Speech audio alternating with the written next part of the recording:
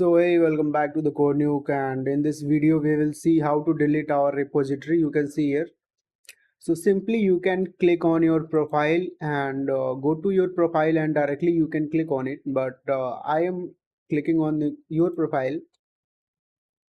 So now we can you can see here I have only one repository. Okay.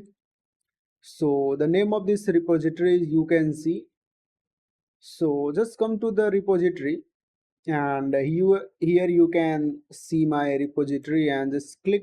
I will click on it, but you have to click on your repository. So simply I had click on that and just go to setting. You can see the setting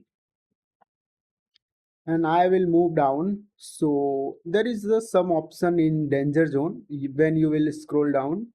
Okay, so we are concerned with the delete this repository, and there are so many options you can read this, but we have to click on it, delete this repository, and just confirm that I want to delete this repository, and I have read and understand this effect.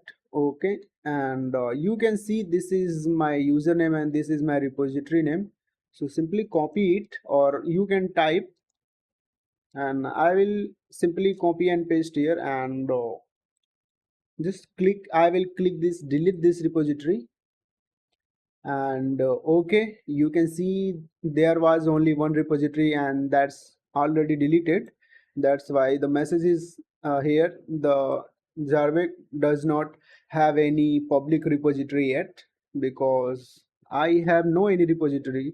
So that's it in this video, and thank you for watching. And just if this video is helpful, so subscribe this channel and like this video, and thank you very much.